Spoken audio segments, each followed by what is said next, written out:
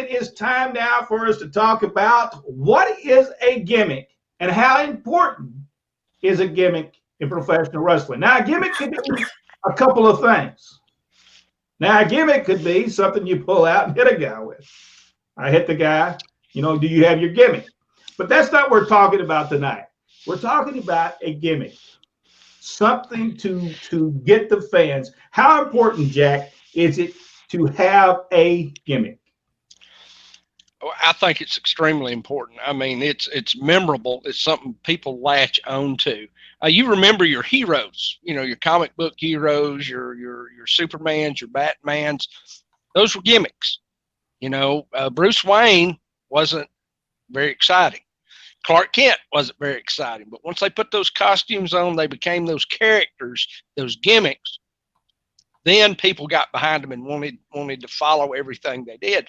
And it's the same thing with wrestling. We're superheroes, we're supervillains, we're everything in spandex that your heroes are. So those characters.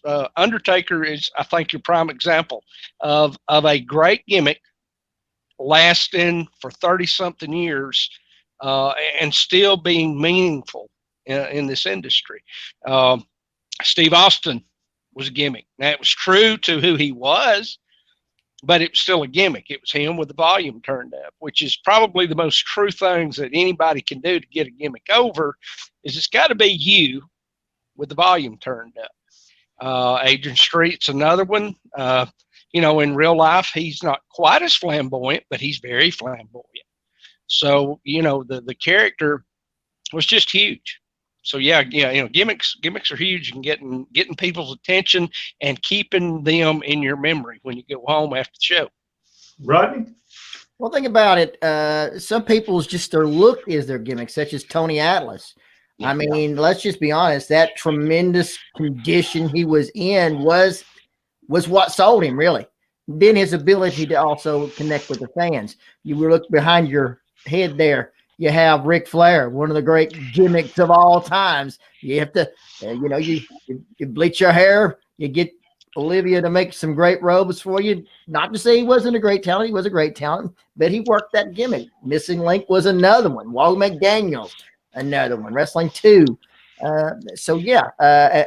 Dick Slater was more, he really didn't have a gimmick per se, but he was the ultimate wrestler. He was the ultimate Mr. Unpredictable. Right. So, I mean, his style became his gimmick. And then there was those obnoxious ones like Kevin Sullivan and his devil worshiping and whatever he was doing, talking about the Tree of Woe, et cetera, et cetera. And then, of course, Buzz Sawyer, who we saw progress from Buzz Sawyer, the wrestler, into the Mad Dog. And those are things that worked up over the years. One of the best that I've seen talk about that was Billy Graham, who started off just with muscles, basically a different look than what anybody else had.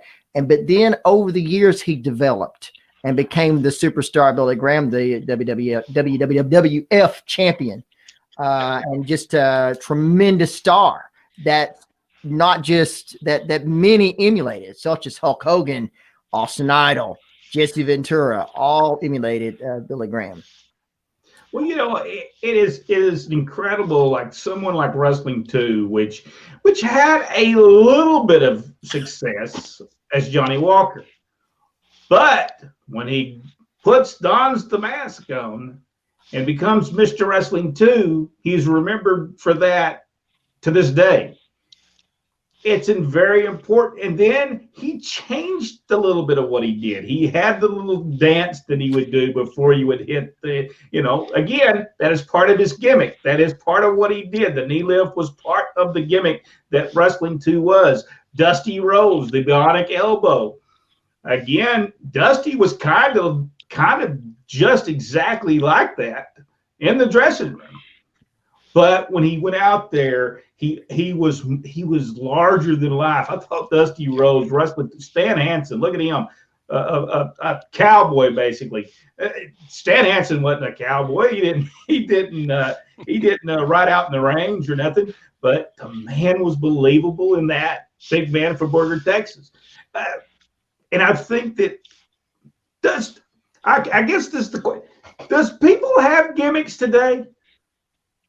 Is there gimmicks in wrestling today? I don't. Yeah, you do. You have them. Drew McIntyre. They've put more of a gimmick on him lately. He's coming out in the kilt and bringing the sword out. And going back to that heritage, Irish heritage that he has, and but I don't. You're not investing in those gimmicks now because it seems like they change them out too fast. If Vince doesn't think they're getting over, or whoever, whatever company you're with, if they don't get over real quick, then they just ditch them and then come up with something else. Back in our day, you got something and you built it and you kept building it. Yes. Yeah, and lots of this stuff that was not contrived by the company.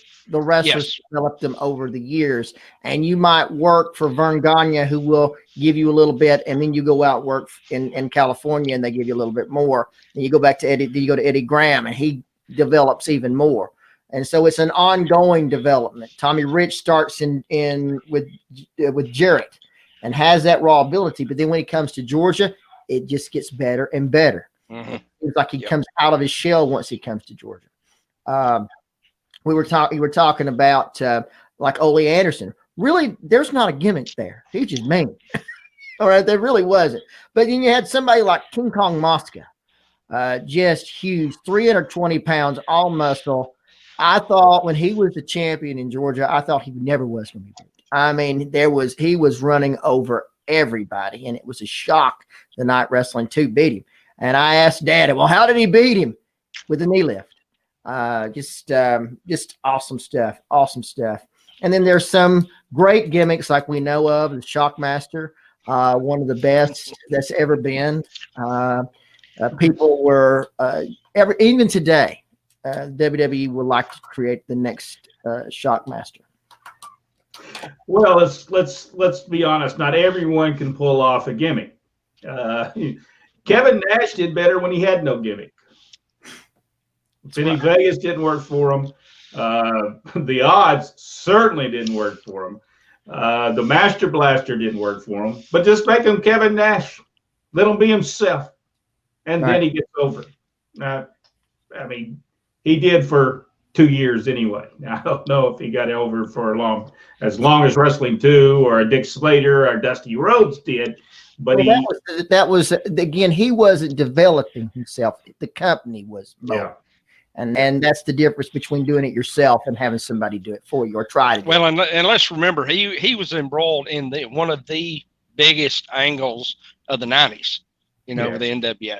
So, he probably could have gone around with a pacifier in his mouth and still got a lot of response off of it. That is the next gimmick for WWE, pacifier in the mouth. Crap, I should have kept my mouth shut. That's leading up to the baby bottle matches. If they have another bald-headed guy that smokes cigars, I'm suing. It's funny because I think that you look at Don Jardine. He starts out his career wrestling as Don Jardine, big old guy, puts a mask on, calls himself the mask puller, uses the claw, which I'm going to be honest with you, the mask themselves was scary. He was a scary individual when he come to the ring. He was huge, but he went from Don Jardine to the Spuller and made a fortune in that. And really the Super Destroyer as well. Yeah, and the Carolinas. I mean, the guy would just he couldn't make it as Don Jardine, so he had to find a gimmick, and he found mask gimmicks that really made him truly. You look at Bill Eadie as the masked superstar before he had wrestled as one of the Mongos. Mm-hmm. And I'm not saying that wasn't, but it wasn't as successful as when he became the masked superstar. And I don't even know if Demolition was as it was a gimmick. Was it as successful as the masked superstar? No, I don't think so. Well, it was successful. If you didn't know him as the masked superstar, Axe was a great gimmick. But for those of us who remember both, then Superstar is the epitome of of what he did in his career. So there's always been gimmicks in wrestling. There's always been, The hillbillies. I like the hillbillies. The there's a Scots couple of hillbillies. yeah, I mean, the Mask Infernos.